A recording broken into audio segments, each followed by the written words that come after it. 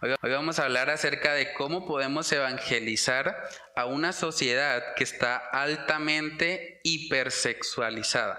¿Sí? Entonces vamos a estar viendo algunos principios bíblicos para poder dar respuesta ante todo aquel que demande razón de la esperanza que hay en nosotros, y aplicando eso puntualmente al área de la sexualidad, que es una de las que, digamos, está siendo más atacada hoy en día, incluso desde los mismos colegios. Es algo que se está volviendo pues cada vez más fuerte, más explícito, y es importante que como creyentes podamos dar respuesta ante estos argumentos que la sociedad o el mundo está presentando. Entonces vamos a mirar como texto base Romanos capítulo 1, versículos del 28 al 32. Algo que vemos muy claramente en la palabra es que el pecado sexual está muy ligado a la rebeldía en contra de Dios. Cuando una nación, cuando un pueblo está viviendo en contra al Señor, está viviendo activamente en rebeldía en contra de lo que Dios ha establecido, generalmente algo que le caracteriza es que vive una sexualidad desenfrenada. Y vamos a ver algunos ejemplos de eso, y en Romanos capítulo 1 vemos la raíz de este pecado.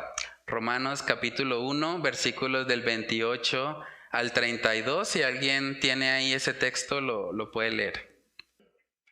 Amén. Vamos a comenzar con oración. Padre, queremos pedirte, Señor, de tu dirección en esta noche, que seas tú a través de tu Espíritu Santo, Señor, dirigiéndonos conforme a tu palabra, Señor, que podamos reconocer, Señor, el diseño que tú has establecido, Señor, en tu palabra para la sexualidad. Ayúdanos, Señor, a poder hablar de estos temas, Señor, sin tabúes, reconociendo, Señor, que el sexo es algo que tú has creado, pero que lo has creado, Señor, bajo un para el ser humano. Padre, oramos para que tú te glorifiques, para que nos ayudes a pensar bíblicamente acerca de este tema, Señor, y que podamos vivir cada día, Señor, abrazando el diseño que tú tienes, Señor, para la sexualidad. Padre, que seas tú glorificado en este estudio, te lo pedimos, Señor, en el nombre de Cristo Jesús. Amén y amén. Bueno, hermanos, entonces en la parte de reflexiona, coloqué ahí por qué la mayoría de las canciones, incluso la publicidad que vemos hoy en día en medios audiovisuales, está relacionada con sexo. ¿Han visto eso? Las canciones más... Bueno, todo eso que se escucha mucho en la sociedad, casi toda la letra habla explícitamente de sexo.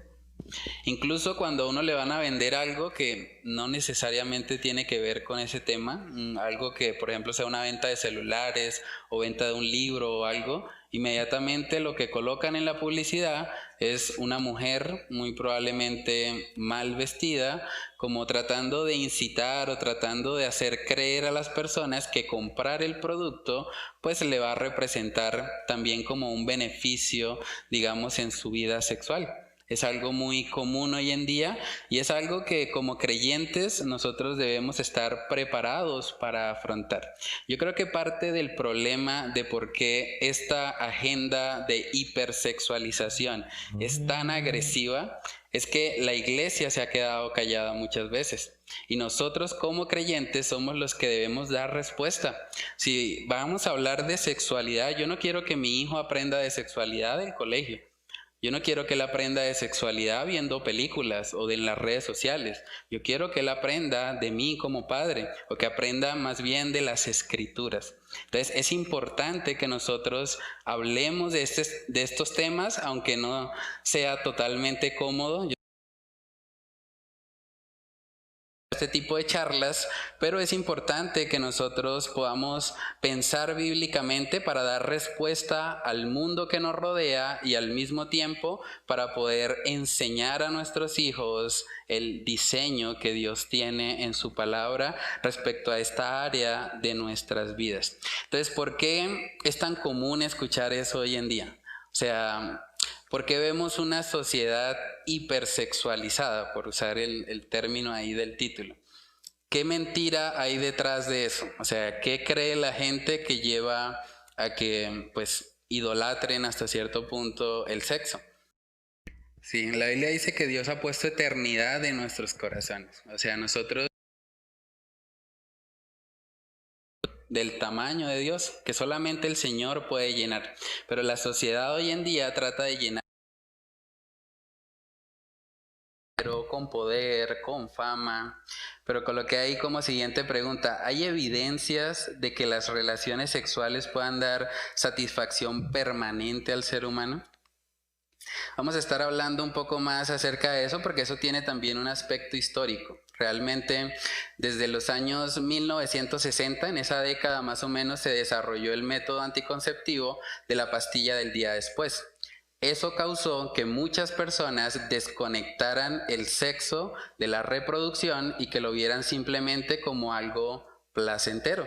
Entonces mucha gente empieza a tener relaciones sexuales y de ahí en adelante vino todo el desenfreno moral, vino el auge también del SIDA, de las enfermedades de transmisión sexual, el aborto. Muchos problemas empezaron luego a presentarse porque la gente empezó a rechazar un poco lo que era la visión tradicional de la sexualidad y empezaron a tratar de buscar en experiencias sexuales más fuertes, más grandes, como el placer o el sentido de satisfacción para sus vidas. Pero la realidad, y que la vemos incluso en la palabra del Señor reflejada, es que el sexo no llena al ser humano. O sea, la sociedad está tratando de enseñarle eso por medio de canciones, publicidad, redes sociales y demás, pero eso no llena a nadie. O sea, desde los años 60 para acá, lo que hemos visto es un aumento exponencial en la depresión y en las tasas de suicidio, muchas de ellas relacionadas a relaciones amorosas tóxicas que tienen que ver precisamente con sexo desenfrenado. Entonces realmente lo que el mundo trata de enseñarle a las personas hoy en día no ha traído ningún resultado en términos de una satisfacción permanente para el ser humano. Otra cosa que coloqué ahí es qué consecuencias trae para una sociedad idolatrar el sexo. ¿Qué creen ustedes?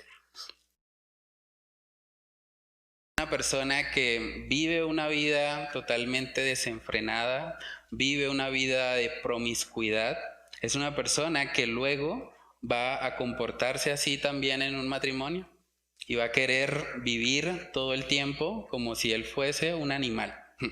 De hecho, hay relación en eso, porque en los colegios nos están diciendo básicamente que somos animales evolucionados. Si yo vengo del mono y millones de años y todo lo que dice la evolución, pues realmente lo que me diferencia de otro animal es que yo soy un poco más evolucionado, pero termino siendo un animal. Y los animales no tienen límites en su sexualidad. Entonces es ahí donde nosotros tenemos que entrar a darnos cuenta de cómo esta cosmovisión o esto de idolatrar el sexo realmente trae mucho daño a una sociedad.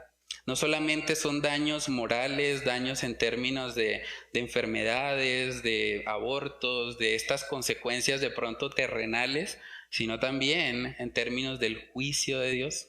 Lo que acabamos de leer en Romanos 1 fue que estas personas, aún viendo a Dios en la creación, o sea, siendo testigos de la obra tan grande que Él ha hecho, lo niegan y dice la palabra que Dios los entregó a sus concupiscencias.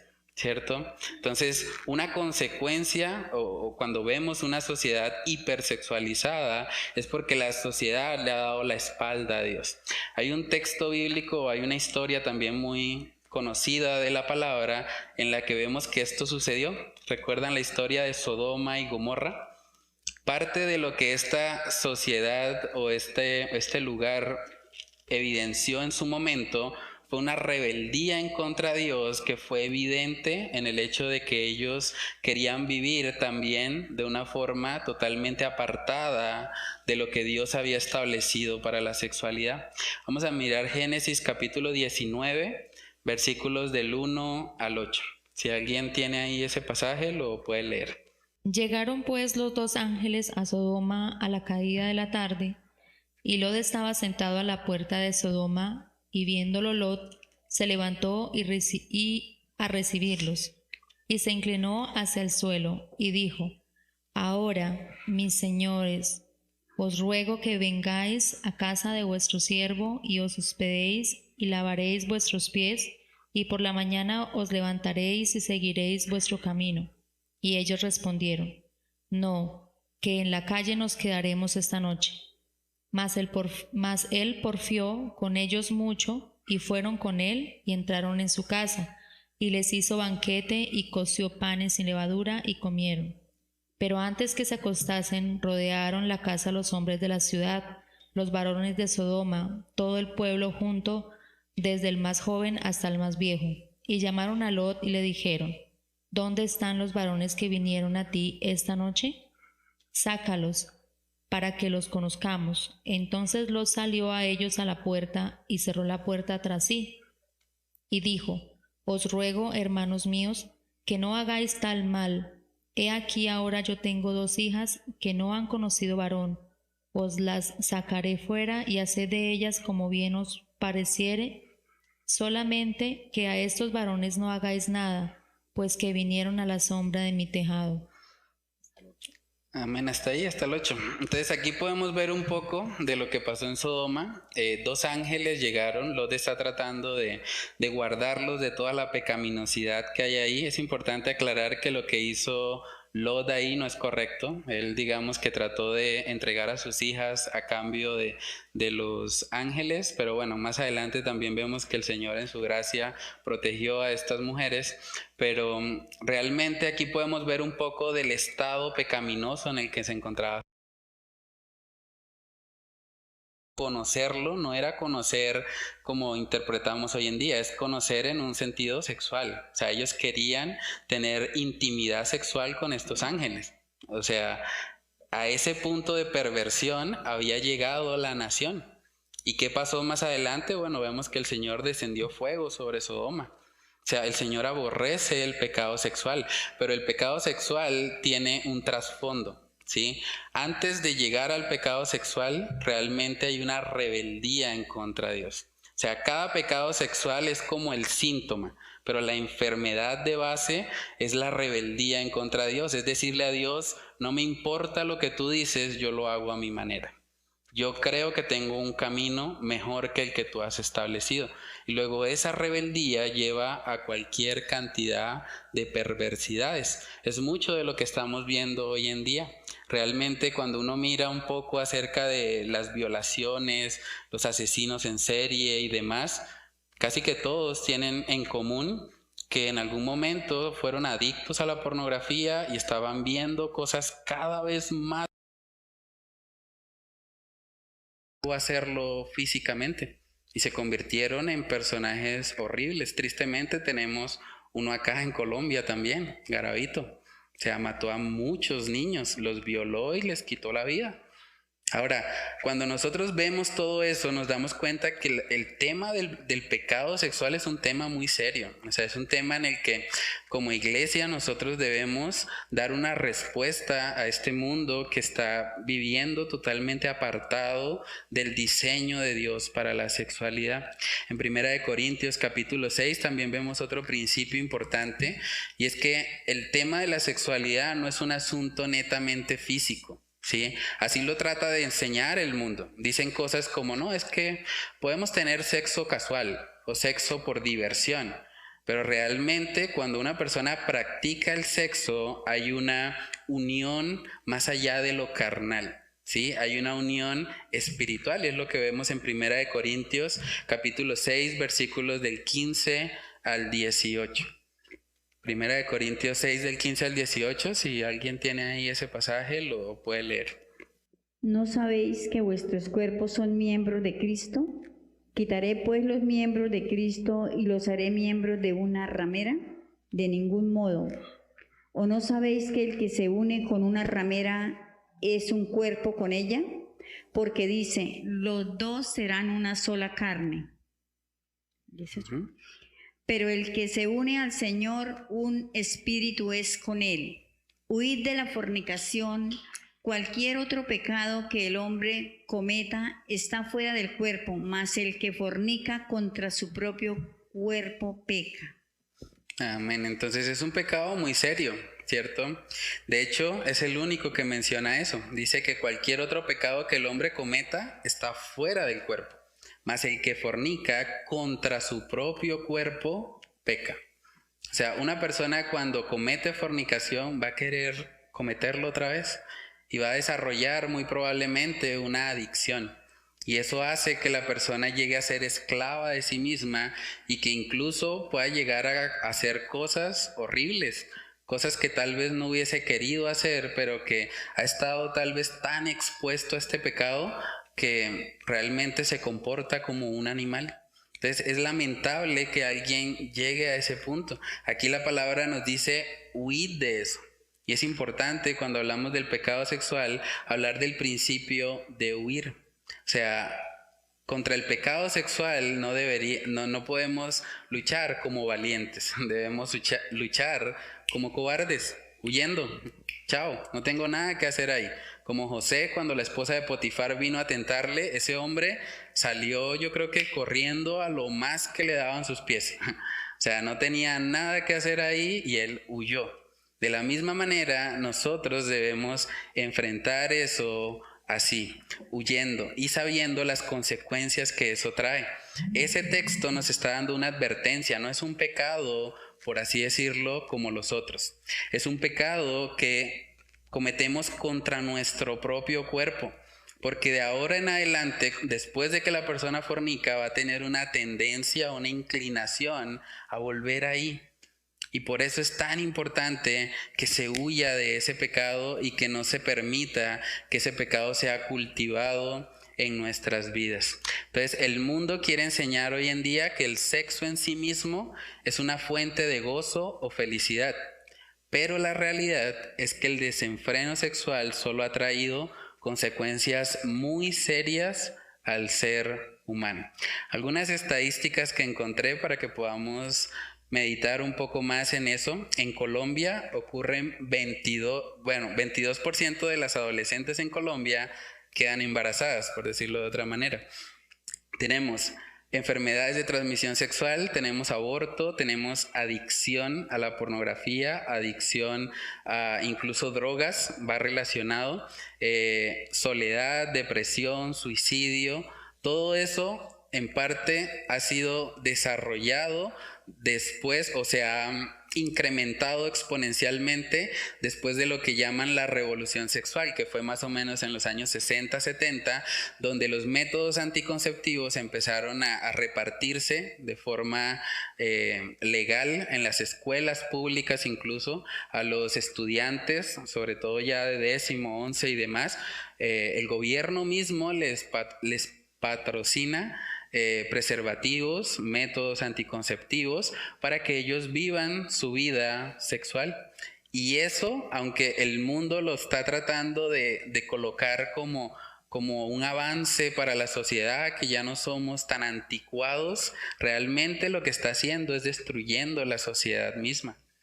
Porque el hecho de que los jóvenes realmente estén viviendo estas vidas promiscuas, lo que ha hecho es disparar embarazos adolescentes y traer muchos problemas a la sociedad como tal. Un joven que de pronto no logra estudiar una carrera profesional porque realmente tuvo un embarazo no deseado y ahora tiene que trabajar para proveer para su nuevo hogar y demás. Ese joven que tal vez hubiese sido un abogado, un ingeniero, hubiese podido aportar un poco más a la sociedad, pues ya no va a estar en eso porque adquirió una nueva responsabilidad.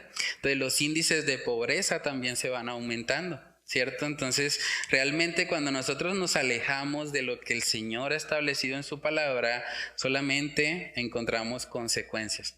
Hay un ejemplo muy claro en la palabra y que de hecho es muy útil también en la lucha contra ese pecado, y es el ejemplo de Salomón. O sea, Salomón fue un hombre que tuvo 1000 mujeres a su disposición. O sea, es algo que yo creo que ningún otro hombre realmente ha tenido o tendrá. Pero este hombre, a pesar de haber estado con 1000 mujeres, él reconoce que eso es vanidad. O sea, lo que el mundo ofrece, eso que dicen que en la variedad está en placer, es una mentira. O sea, Salomón tuvo variedad y realmente no tuvo placer permanente, ¿sí? Entonces, en Eclesiastés capítulo 2, el libro que estudiamos hace poco también los domingos, podemos ver cómo él se expresa acerca de esto. Él mismo dice que él no negó a él ningún placer. O sea, él experimentó todo tipo de placer, incluyendo placeres sexuales, pero realmente eso no lo llenó. Eclesiastés capítulo 2, versículos del 9 al 11, si alguien tiene ahí ese pasaje, lo puede leer. Y fui engrandecido y aumentado más que todos los que fueron antes de mí en Jerusalén. A más de esto, conservé conmigo mi sabiduría. No negué a mis ojos ninguna cosa que desearan, ni aparté mi corazón de placer alguno, porque mi corazón gozó de todo mi trabajo, y esta fue mi parte de toda mi faena. Y miré yo luego todas las obras que habían hecho mis manos, y el trabajo que tomé para hacerlas, y he aquí, todo era vanidad, y aflicción de espíritu, y sin provecho debajo del sol. Tremendo eso, ¿no? Realmente todas las mujeres que tuvo no le llenaron. O sea, realmente vale la pena que un hombre considere cambiar a su esposa o serle infiel a su esposa, ¿no? Se va a quedar como Salomón, vacío, es vanidad, eso no va a satisfacer permanentemente su corazón. Primera de Tesalonicenses capítulo 4 también vemos un principio interesante respecto a esto. Primera de Tesalonicenses 4 se nos dice que la voluntad de Dios es que nosotros vivamos vidas santas, apartadas de fornicación. Primera de Tesalonicenses capítulo 4 versículos del 3 al 8, si alguien tiene ahí ese pasaje lo puede leer. Pues la voluntad de Dios es vuestra santificación, que os apartéis de fornicación, que cada uno de vosotros sepa tener su propia esposa en santidad y honor, no en pasión de concupiscencia, como los gentiles que no conocen a Dios, que ninguno agravie ni enseñe nada a su hermano. Que ninguno agravie ni engañe en nada a su hermano, porque el Señor es vengador de todo esto, como ya os hemos dicho y testificado. Pues no nos ha llamado Dios a inmundicia, sino a santificación. Así que el que desecha esto, no desecha a hombre, sino a Dios, que también nos dio su Espíritu Santo. Amén. Tremendo eso, ¿no? El que desecha el diseño de Dios para la sexualidad no solamente está desechando eso, sino a Dios, porque el sexo es idea de Dios. Y es importante también aclarar que aunque lo que vemos en el mundo, más que todo es una distorsión, es realmente una caricatura de lo que el Señor ha establecido en su palabra, pues el sexo en sí mismo fue creado por Dios. O sea, el sexo no es algo malo, el sexo no es algo que debería de pronto sonrojarnos o es algo de lo que no podemos hablar, ¿no? Deberíamos poder hablar abiertamente de esos temas, obviamente con mucha prudencia y de acuerdo también a la edad en la que se encuentran las personas con las que estamos hablando, pero es algo que como creyentes nosotros debemos considerar y debemos saber que Dios es quien lo ha creado. Una buena ilustración para poder entender esto es comparar el sexo con el fuego. ¿El fuego es algo bueno o malo? El fuego. Depende, ¿cierto? Si yo estoy en un bosque con mucha humedad, de pronto es buena idea hacer una fogata. Pero si yo estoy en mi casa y tengo ahí las cortinas y de pronto estoy jugando ahí con fuego y se me prenden las cortinas, se me prende la casa, pues no va a ser bueno, ¿cierto? Entonces, así como el fuego es bueno de acuerdo al lugar, al contexto, al límite que yo le ponga, de la misma manera el sexo, Dios como creador le dio un límite y es el mejor límite en el que puede estar. Dios ha establecido que el sexo es algo restringido para el matrimonio y es el mejor lugar en el que el sexo puede ser llevado a cabo. Porque se supone que una persona que llega al matrimonio lo hace siendo consciente de las responsabilidades que hay de tener una vida sexual activa. Esa persona debe ser una persona que provee para su hogar y que si Dios le concede tener hijos, esa persona va a tener cómo responder para que ese hijo crezca con todas sus necesidades, ¿cierto? Cubiertas. Entonces, el Señor ha establecido que el sexo debe estar restringido al matrimonio por nuestro bien. Es interesante eso porque una buena ilustración también es hablar un poco acerca de los celulares o incluso los aparatos electrónicos. Todos tienen un manual. O sea, la persona que creó esto también tuvo que crear un manual y decir, bueno, para que esto funcione, aquí tiene un táctil, aquí tiene una camarita, usted tiene que hacer esto, seguir estas funciones, ¿cierto? Y el diseñador del celular me dice cómo es la manera correcta para que el celular funcione. De la misma manera, si Dios es el creador de todos los seres humanos, Él nos formó desde el vientre de nuestra madre, Él es quien nos dice cómo se debe vivir la sexualidad. Y el criterio de Dios siempre va a ser mejor que el criterio de sus criaturas caídas. Entonces, en la parte de aplica también coloqué el trasfondo de la revolución sexual que vivimos en la actualidad es el deseo del hombre de vivir en rebeldía contra Dios. Tristemente, la percepción que muchos tienen acerca del cristianismo es que priva al ser humano de disfrutar, entre comillas, los placeres sexuales, pero no se dan cuenta que el diseño de Dios para la sexualidad es el único que proporciona verdadero gozo y seguridad para establecer el cimiento de una sociedad. El cimiento de una sociedad, la base de una sociedad es la familia. Y cuando las personas viven sexo desenfrenado, no van a formar familias, van a destruir familias. Entonces, es importante que nosotros podamos tener una cosmovisión bíblica al respecto y que entendamos que en su debido contexto es algo que el Señor bendice y aprueba. Algo que también ha hecho mucho daño, y eso viene mucho también de la iglesia tradicional, es enseñar que el sexo en sí mismo es malo. O sea, hablábamos justamente en la introducción del libro de Santiago. Santiago era un hermano, medio hermano de Jesús. O sea, y hay mucha gente, sobre todo en la iglesia tradicional, que dice que la Virgen María fue virgen toda su vida. O sea, esa mujer se casó con José y vivió en celibato toda su vida. Pero la Biblia nunca dice eso.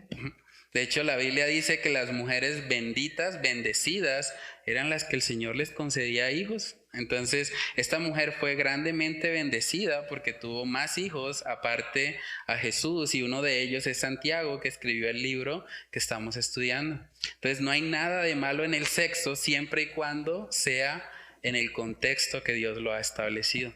Y cuando funciona así, realmente eso trae gozo y incluso va a traer prosperidad a una nación. O sea, ¿se imaginan que todas las personas en Bucaramanga estuviesen viviendo su sexualidad conforme a la palabra de Dios? ¡Qué bendición! O sea, que los jóvenes que no están casados estén viviendo en total abstinencia, que estén huyendo de la fornicación, de las tentaciones, y que los que están casados estén restringiendo su sexualidad solo para el matrimonio. Eso sería de gran bendición. Tal vez hasta cerrarían algunas notarías porque no habría tantos divorcios. O sea, realmente, si nosotros nos alineamos al diseño de Dios, es de gran bendición, no solamente para nosotros, para la sociedad en general. En Proverbios capítulo 5, eso es interesante, porque hablamos de Salomón y hablamos de que, bueno, tuvo 1000 mujeres y demás, pero es interesante ver en Proverbios capítulo 5, ahora cómo él se refiere, el hombre que tuvo 1000 mujeres a su disposición, ahora en Proverbios capítulo 5, luego de haberse arrepentido de ese pecado, podemos ver cómo él piensa acerca de la sexualidad. Proverbios capítulo 5, versículos del 18 al 19. Si alguien tiene ahí ese pasaje, lo puede leer. Proverbios 5, 18 al 19. Sea bendito tu manantial, y alégrate con la mujer de tu juventud. como sierva amada y graciosa gacela. Sus caricias te satisfagan en todo tiempo, y en su amor recréate siempre. Amén. ¿Está en contra Dios del placer, de disfrutar? No. En el contexto del matrimonio, ahí está. Y es interesante porque él dice ahora, alégrate con la, en singular, con la mujer de tu juventud. El hombre que tuvo 1000 mujeres a su disposición ahora reconoce y dice, no, alégrate con la mujer de tu juventud, con esa que el Señor te ha regalado. Tal vez han pasado años porque, pues si es la mujer de su juventud es porque probablemente no estaban en ese momento en la juventud, pero él está diciendo, alégrate con ella. Ella es tu fuente, tu manantial, es como esa sierva amada, esa graciosa gacela. Sus caricias te satisfagan en todo tiempo, en su amor recréate siempre. En el contexto del matrimonio, el Señor bendice las relaciones sexuales. Es algo que el Señor aprueba y en lo que Él se agrada. En Hebreos capítulo 13, versículo 4 también podemos ver que se nos manda a que el lecho matrimonial sea sin mancilla. Y es interesante ver que el contraste de eso es justamente la fornicación. Hebreos capítulo 13, versículo 4. Si alguien tiene ahí ese pasaje, lo puede leer. Hebreos 13, 4. Sí. Tengan todos en alta estima el matrimonio y la fidelidad conyugal, porque Dios juzgará a los adúlteros y a todos los que cometen inmoralidades sexuales. Es interesante, ¿no? Porque está relacionando el lecho sin mancilla o la fidelidad con lo que es la fornicación y el adulterio. O sea, realmente para que nuestros lechos matrimoniales estén realmente alineados a lo que el Señor quiere, hay que quitar todo tipo de pecado sexual. O sea, realmente cualquier actividad sexual que esté por fuera de los límites del matrimonio es algo en lo que el Señor no se agrada. Y cuando nosotros, por el contrario, vivimos bajo esos límites la sexualidad, el Señor se goza en eso, el Señor bendice ese tipo de relaciones. Pero es importante que nosotros podamos enseñarle eso, sobre todo a nuestros hijos, a los jóvenes que nos rodean, que ellos se den cuenta que vivir detrás de la sexualidad no les va a llenar nunca. Antes los va a dejar más vacíos, más tristes, más frustrados. Hay muchas mujeres, y también puedo decirlo por la labor pastoral, hay muchas mujeres que han pasado por fuertes depresiones porque se anticiparon al matrimonio, porque permitieron o entregaron su cuerpo a un hombre que realmente no se había comprometido a amarlas delante de Dios. Y las consecuencias de eso es depresión. Esas personas tienen un vínculo emocional, llegan a tener a veces relaciones tóxicas con esas otras personas. Entonces, para evitar toda esa cantidad de problemas, pues necesitamos realmente estar alineados a lo que Dios mismo nos ha dicho. Si vivimos conforme a lo que Él ha establecido, vamos a poder vivir realmente una vida gozosa en esta área. Por lo que hay también en la parte de Razona, que la liberación sexual que inició en la década de los años 1960 no ha dado como resultado una sociedad más plena o satisfecha consigo misma.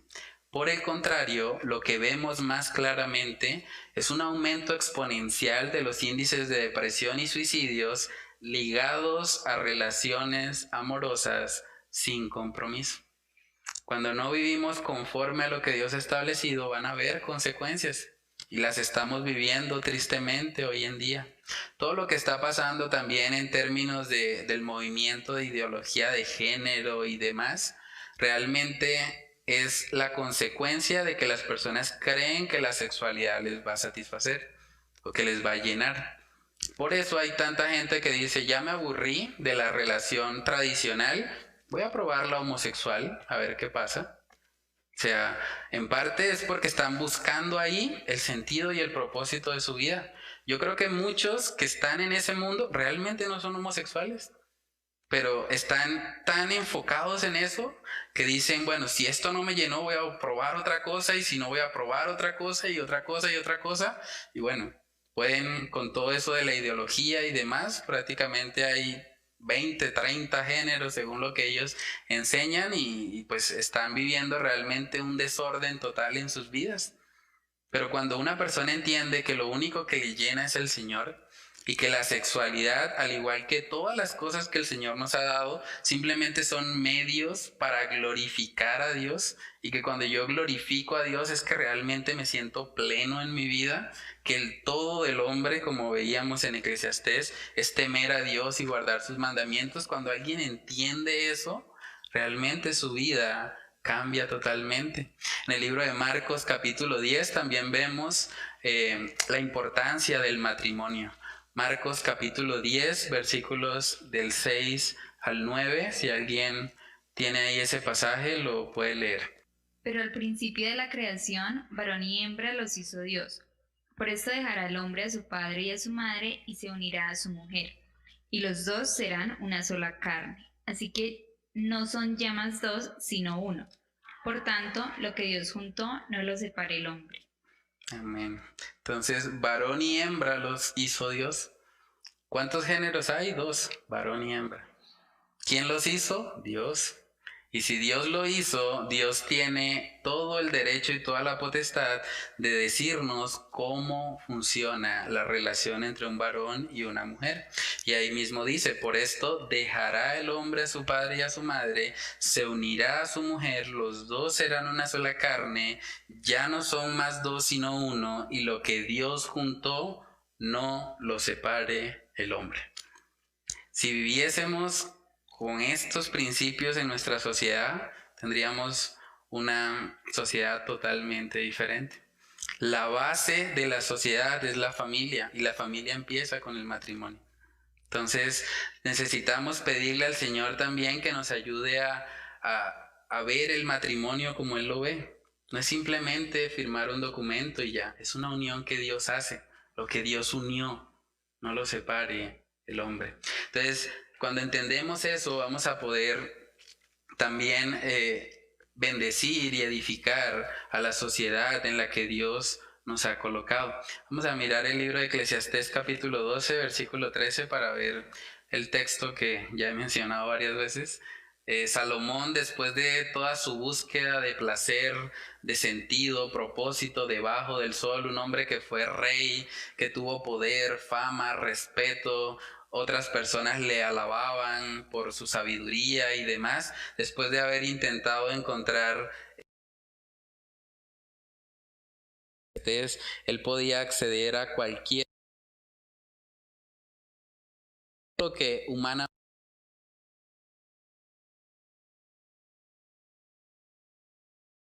en Eclesiastés 12:13, si alguien tiene ese pasaje.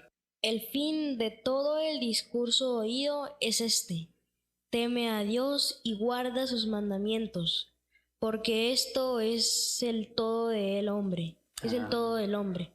Amén. Eso es el todo del hombre. Lo único que le da sentido y propósito a nuestra vida es Dios. Y cada área de nuestra vida debe estar permeada por Él para que podamos realmente vivir para lo que fuimos diseñados. No fuimos diseñados para nosotros mismos, no fuimos diseñados para el sexo, fuimos diseñados para Dios. Y cuando Dios está en el centro, todo lo demás ocupa su lugar. Con lo que hay una frase para meditar: no importa lo que la filosofía secular diga, no se pueden separar las emociones y el cuerpo. El sexo nunca dejará de ser una unión íntima significativa. Yo animo a los solteros que están acá, guárdense para el Señor, esperen hasta el matrimonio. Una de las cosas que le doy yo gracias al Señor es que Él me permitió a mí poder vivir eso. Yo pude esperar hasta el matrimonio. Yo no he estado sexualmente con nadie más que con mi esposa. Y es algo que me ha bendecido en gran manera. Porque muchas tentaciones que yo sé que otros hermanos de pronto tienen por causa de que de pronto tuvieron ese tipo de relación con otras mujeres, gracias a Dios yo no las tengo. Porque yo solamente he estado con una mujer y espero que sea la única mujer con la que esté el resto de mi vida. Y me siento bendecido por eso. O sea, yo animo a los solteros a que hagan ese compromiso delante de Dios. Tal vez han cometido errores, tal vez han fallado, pero ustedes de ahora en adelante pueden establecer: voy a comprometerme delante de Dios a unirme sexualmente con mi esposa o mi esposo hasta el matrimonio. No voy a permitir que eso suceda antes. Y cuando nosotros empezamos a dar ese testimonio, el mundo también empieza a verse influenciado. Algo que me pasaba mucho también, sobre todo cuando en otro trabajo que estuve de Pre-ICFES, era que muchas personas me decían, no, es que usted no puede estar así. Usted yo creo que usted se da gustico, usted no sé qué, y como que ellos empezaban a especular y yo les decía, yo tengo algo mejor, algo que satisface más que la sexualidad, y es el Señor. Y cuando ustedes lo conozcan van a darse cuenta. Y cuando ellos escuchaban eso, tal vez se reían un poco y molestaban, pero ellos realmente eran impactados. O sea, algo en ellos les hacía pensar, ¿qué tiene Él que puede estar feliz y gozoso aún sin sexo? ¿Se puede tener eso? Sí, porque el gozo no depende del sexo, el gozo depende de Dios, ¿cierto? Entonces, cuando como cristianos empezamos a vivir una vida diferente, como dice el texto ahí también, cuando el matrimonio es honroso, cuando nosotros les enseñamos a nuestros hijos también que ellos anhelen llegar a ese matrimonio puro sexualmente para poder ser útiles también en el sentido de testificar a otros de la belleza del matrimonio, del diseño de Dios para la sexualidad, eso es algo que realmente va a impactar esa familia, la familia de nuestros hijos y muy probablemente a toda la sociedad a su alrededor, porque la gente realmente se sorprende con eso. Una vez en una reunión de jóvenes me acuerdo que un joven dijo, no, pues yo creo que hoy en día es imposible que un hombre llegue virgen al matrimonio, es que eso nadie lo puede lograr. Y gracias a Dios, por la gracia de Él, yo pude decir, sí, yo llegué.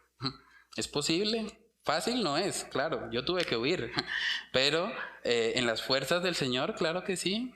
Y en el contexto de una iglesia donde hay hermanos a quien puedo rendir cuentas, donde hay un pastor que me está preguntando por mi relación de noviazgo, eso fue lo que también bendijo y ayudó a mi matrimonio.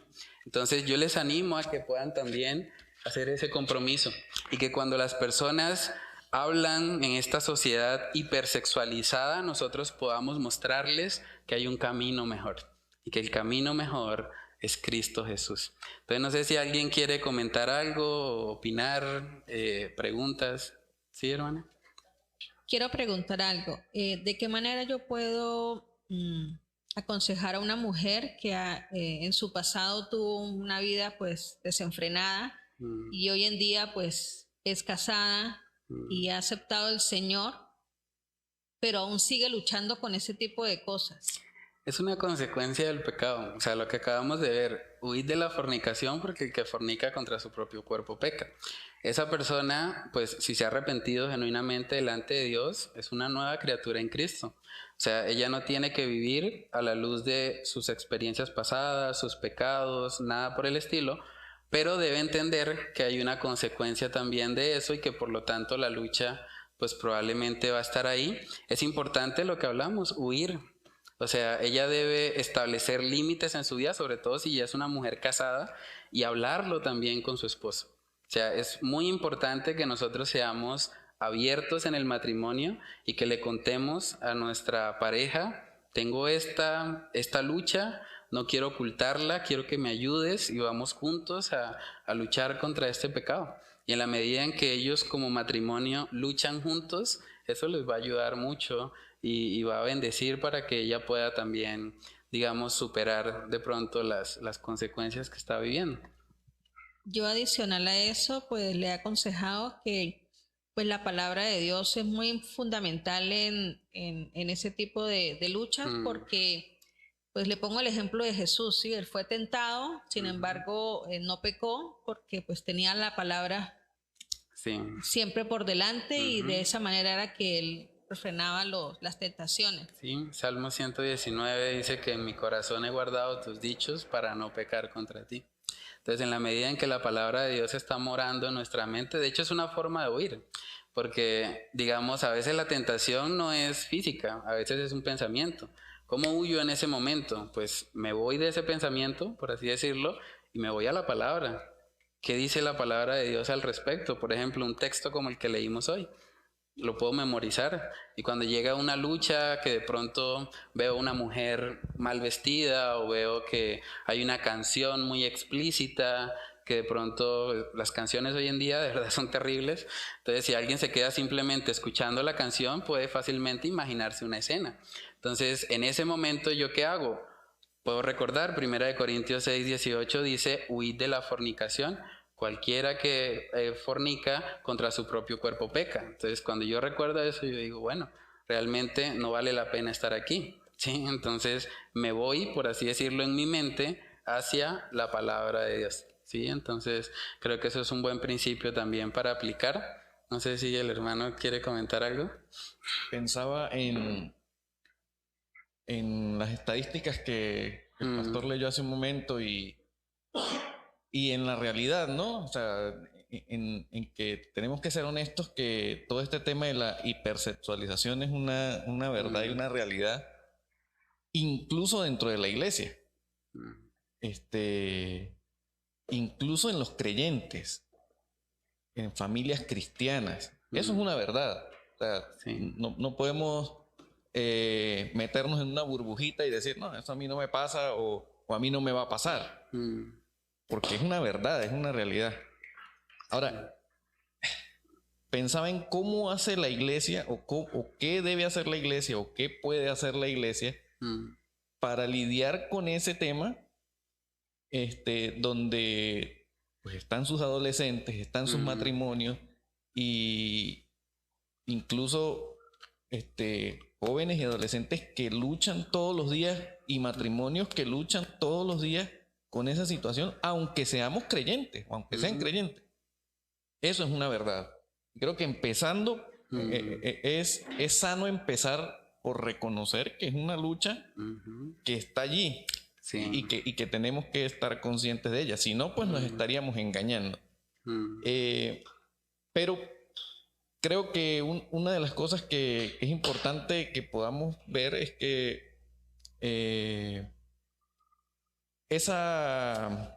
ese gozo o esa satisfacción que se pretende creer tener con el sexo, deberíamos experimentar ese mismo gozo y satisfacción en una relación personal con el Señor. Hasta que no experimentemos una relación tan profunda con el Señor, podemos tener dos opciones. La primera, al enfrentar una situación de tentación sexual, podremos decir no, porque es más importante mi relación con Dios. Tengo algo mejor, sí. Y en el peor de los casos en que se da la tentación, inmediatamente por tener una relación profunda con el Señor, eso me va a llevar a arrepentimiento y a desechar o a decir ya no más, porque esto o sea, es mucho mejor mi relación con Dios.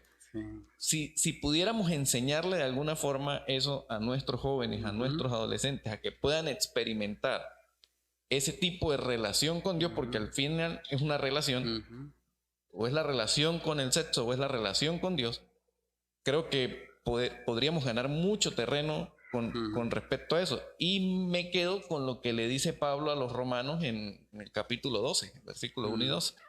Así que, hermanos, os ruego por las misericordias de Dios que presentéis vuestros cuerpos en sacrificio vivo, santo, agradable a Dios, que es vuestro culto racional. Y el versículo 2 les dice cómo. No se adapten a este siglo, sino transformaos por medio de la renovación de vuestro entendimiento para que comprobéis cuál sea la buena voluntad de Dios, agradable y perfecta. Entonces, si no dejamos que nuestra mente sea transformada por la palabra de Dios y por el Espíritu Santo, pues va a ser complicado, ¿no? O sea, va a ser casi que una lucha perdida. Y creo que muchas de las cosas o quizás mucho del fracaso que podemos ver a nuestro alrededor, incluso dentro de la iglesia, es mucho entretenimiento hacia nuestros jóvenes, más que llevarlos a que puedan experimentar una real relación con Dios, ¿no? Sí, no, eso es muy triste hoy en día, pero digamos que sí, es algo que realmente ellos necesitan, o sea, y que si nosotros no lo hablamos, el mundo sí lo va a hablar y agresivamente lo está haciendo. Entonces, de verdad es muy importante que pues nosotros hablemos abiertamente de estos temas. Creo que también sí hay un problema a veces que de pronto se trata de mucho tabú el tema y no, pues es que no le hablemos eso porque vamos a despertar la curiosidad y demás. Pero realmente el mundo los está bombardeando, o sea, nosotros no podemos ser pasivos ante lo que está pasando, o sea, la educación sexual de los colegios es horrible, o sea, es algo, o sea, les están diciendo vayan, háganlo, ahí está todo, o sea, cuando realmente si la educación sexual fuera bíblica, deberían enseñarles cómo huir de la tentación, o sea, eviten esto, la abstinencia es la mejor forma de evitar de pronto lo que ellos hablan de embarazos y demás.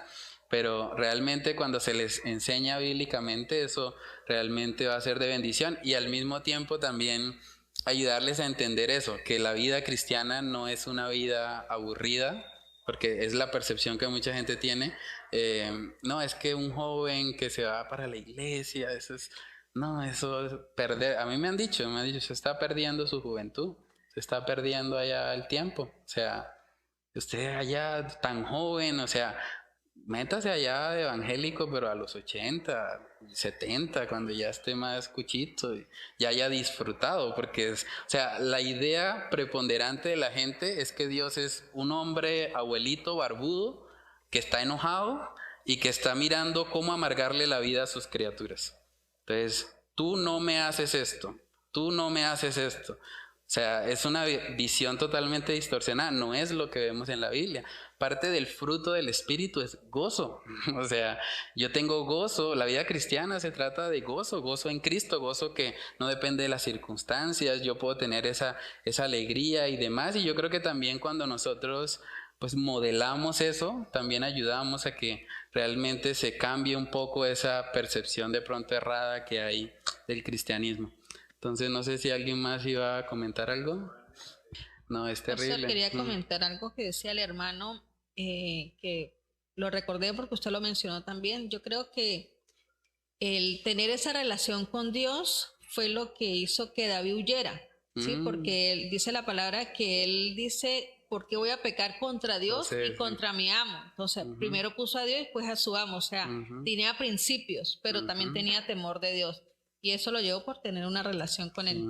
Es que es fundamental que, o sea, que los jóvenes entiendan también el por qué, digamos, porque cuando Dios nos dice algo, realmente nos lo dice por nuestro bien. O sea, y parte de amar a Dios es amarlo con nuestra mente, ¿no? Entonces, cuando yo llevo al joven a razonar, a pensar, por ejemplo, a darse cuenta que lo que este mundo ofrece realmente no ha servido para nada. O sea, todo eso de la revolución sexual, desde los 60 estamos ya en el 2022, o sea, llevan 80 años en eso y ¿qué han producido? Nada.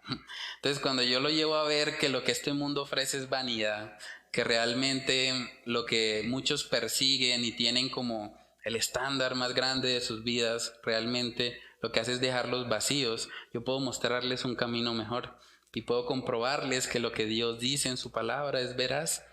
El todo del hombre es temer a Dios y guardar sus mandamientos, punto. No hay que buscar nada más afuera. Dios ya me ofrece todo en Cristo Jesús. Entonces, bueno, no sé si alguien más...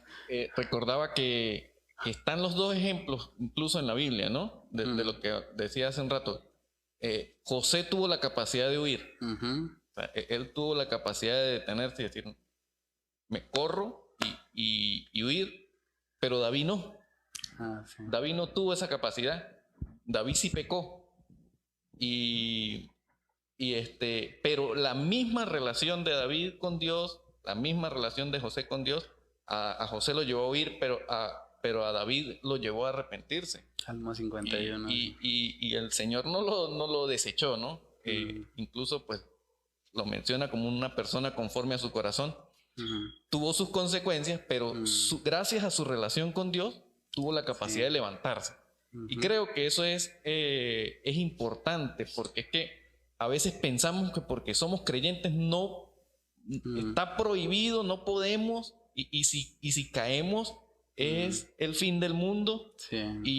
y no es cierto. O sea, a veces somos incluso hasta injustos con nosotros mismos o duros con nosotros mismos, pero es que mi lucha no es igual a la lucha de otra persona, y mis debilidades no son las mismas que otra persona. Pero lo importante es que podamos desarrollar una relación profunda con el Señor. Sí. Y ahí está el papel de la familia, por supuesto, pero de la iglesia, porque seguro habrán jóvenes que no tienen una familia creyente. También, y entonces su iglesia se convierte en su familia creyente. ¿Cómo hacemos para que ese joven pueda desarrollar una relación profunda con Dios? Sí, y creo que es el desafío más grande, porque bueno, aparte de la hipersexualización, también estamos en el ámbito religioso, estamos en un tiempo donde pues la iglesia también se ha convertido en algo meramente religioso, y no profundiza o no ayuda a profundizar, especialmente a sus jóvenes, a que puedan tener una relación con Dios. Sí, no, eso es fundamental, o sea, y es parte de lo que orábamos también al Señor, para que nos dé sabiduría con los jóvenes y que ellos puedan realmente conocer a Cristo, o sea, que sea una relación realmente con Él. Entonces, bueno, no sé si alguien más quiere comentar algo. Yo, sobre esto, pues como sabemos, en el 2020, cuando la pandemia se disparó, pues más la adicción a las redes sociales y a la televisión, y se disparó también mucho lo que es lo del trabajo de webcam. Han salido muchas plataformas de eso.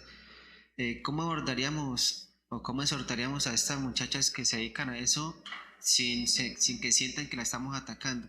Bueno, desde dos perspectivas. Hay unas que, digamos, se sienten como ya atacadas y dicen, bueno, pero ¿quién me va a traer un plato de comida o cosas así? Sí. Y otras que dicen, bueno, pero yo no soy mala persona, mire, yo ayudo, digamos, a fundaciones de animales, o yo no robo a nadie, o yo no me meto con nadie, sino que, bueno, ¿cómo...? Pues yo creo que se pueden, con ese tipo de personas, yo usaría un ejemplo pues un poco fuerte, pero que les ayude de pronto a abrir los ojos. O sea, Pablo Escobar era una buena persona.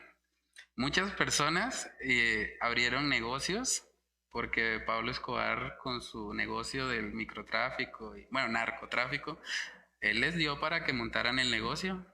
Era buena persona Pablo Escobar. O sea, realmente mucha gente tiene la conciencia de que obviamente él no fue una buena, torturó a muchas personas, mató mucha gente, pero cuando le hacemos ver eso, está haciendo exactamente lo mismo. Si ella me dice, yo hago una actividad que realmente no es lícita a los ojos de Dios, y con esa actividad y con lo que me estoy lucrando, estoy aparentemente ayudando a otras personas, pues realmente no soy muy diferente de Pablo Escobar, o sea, soy una mala persona.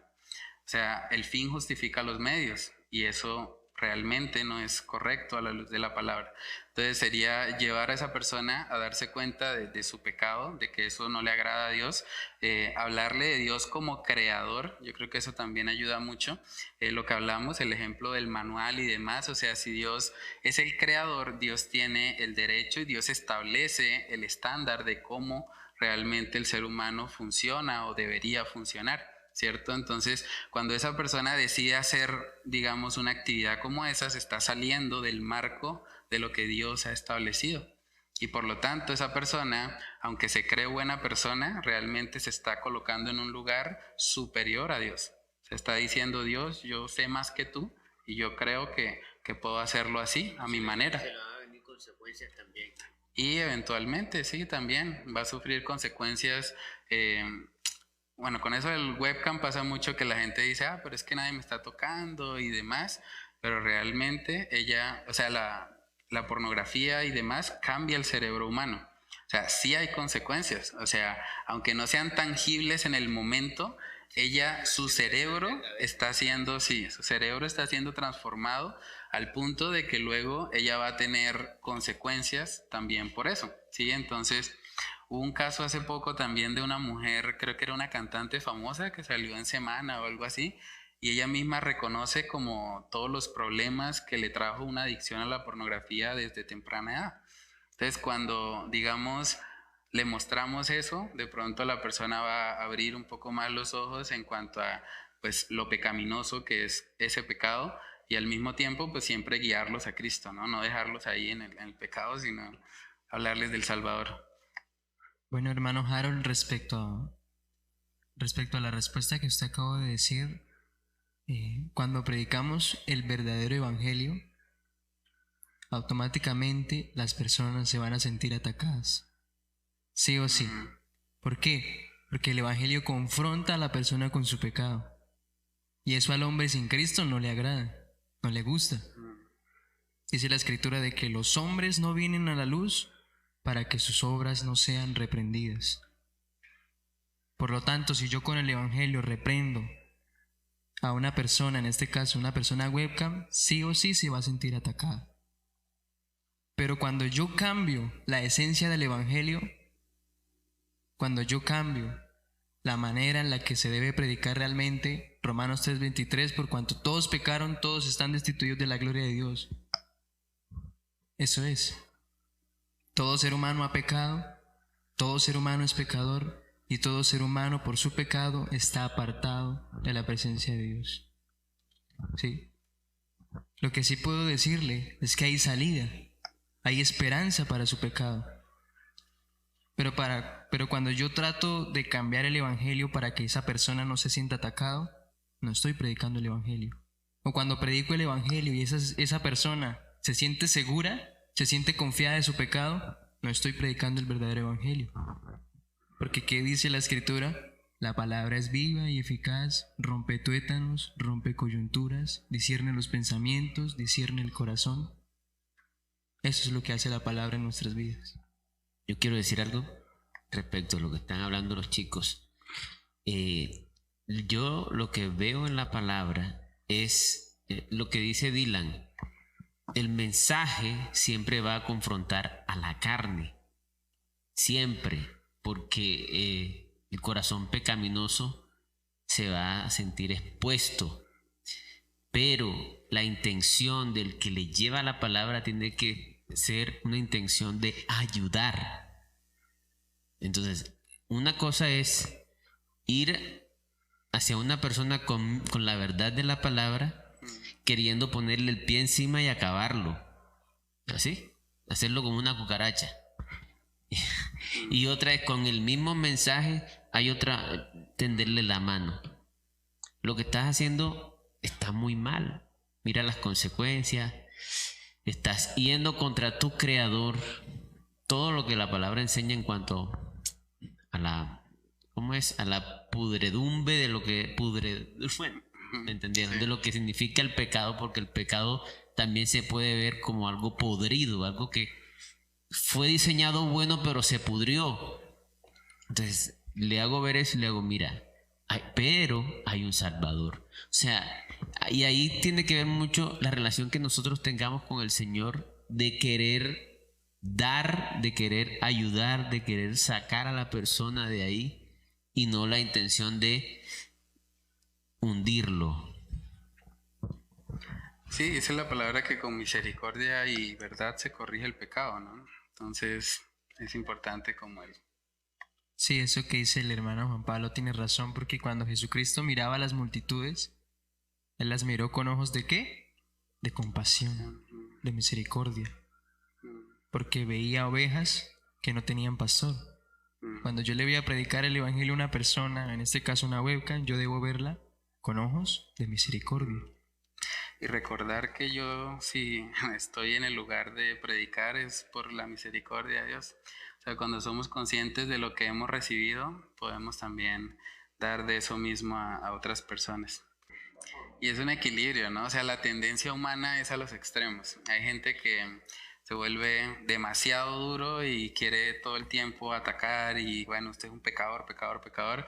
Y hay gente que es demasiado lapsa, demasiado, digamos, llega a ser alcahueta, ¿sí? Es como, no pasa nada, no, tranquilo, y sigue pecando, ¿no? Sí, todos pecamos, entonces, sí, eso. Pero realmente es un equilibrio, o sea, debemos dar la verdad en amor, ¿sí? Hoy en día el modelo original, el diseño de Dios, que es el sexo, se ha distorsionado tanto que hoy en día hasta el sexo es un trabajo. ¿Sí? Como miramos a las actrices pornográficas, ellas les pagan por hacer supuestamente su trabajo. Sí, ¿no? Incluso acá en Bucaramanga también hay mujeres que se llaman trabajadoras sexuales. Entonces, pero eso es parte de la consecuencia de eso, de vivir en una sociedad que está pues corrupta en su pecado y que está viviendo en rebeldía en contra de Dios. Entonces es importante que nosotros como iglesia podamos precisamente mostrar lo que es el diseño de Dios realmente para la sexualidad y guiar a todas estas personas al Evangelio. Esa es la medicina que este mundo enfermo necesita. Entonces, bueno, vamos a orar. No sé si alguien iba a decir algo más, ¿no? Bueno, entonces oremos y cerramos la reunión de hoy. Padre Celestial, te damos muchas gracias, Señor, por tu misericordia. Gracias por darnos la oportunidad, Señor, de estar hoy aquí reunidos para meditar, Señor, en este tema que es tan importante, Señor, sobre todo en la sociedad en la que estamos, Señor. Vivimos en una cultura que nos bombardea constantemente, Señor, a través de las redes sociales, las películas, las publicidades, Señor. Todo lo que de una u otra forma, Señor, llega a nuestras mentes del mundo realmente está influenciado por esta hipersexualización.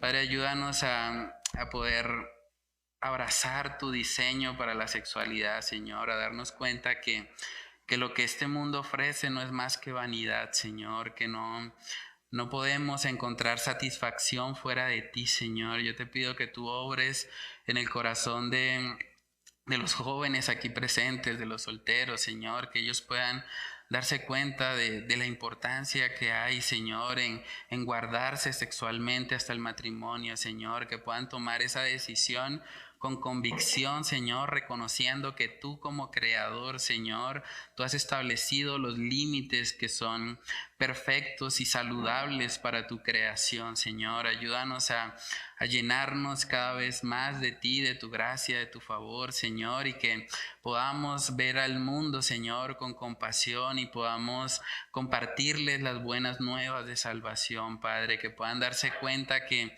son pecadores, pero que al mismo tiempo Cristo vino para ofrecerles una salida, una esperanza, Señor. Oramos para que tú nos ayudes cuando nos encontremos con personas que han sido influenciadas por toda esta hipersexualización, para que podamos hablarles la verdad en amor, Señor, para que podamos compartirles acerca del Evangelio de salvación, Señor, y que podamos guiar a esas personas realmente a arrepentirse de sus pecados y a venir a Cristo como único y suficiente Salvador para sus vidas, Señor.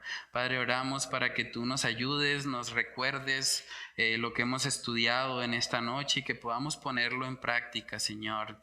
Oramos todas estas cosas en el nombre de tu Hijo amado Jesús. Amén y amén. Bueno, hermanos, en la parte de atrás se me olvidó mencionar las actividades de profundización. Yo las envié por el grupo del Faro. Son 2 videos de Entendiendo los Tiempos. Uno tiene que ver con lo de la educación sexual y el otro con la revolución. Y hay un curso de Coalición del Evangelio que se llama Revolución Sexual, sin base bíblica ni científica. Y bueno, la última, cómo predicarle el Evangelio a una persona que abiertamente busca satisfacción en el sexo y qué argumentos usarías para mostrarle que ese estilo de vida es pecaminoso y que necesita un Salvador. Entonces, para profundizar un poco más en el tema, pueden resolver ahí las actividades, ¿vale? Entonces, no siendo más, que el Señor les bendiga y les lleve con bien.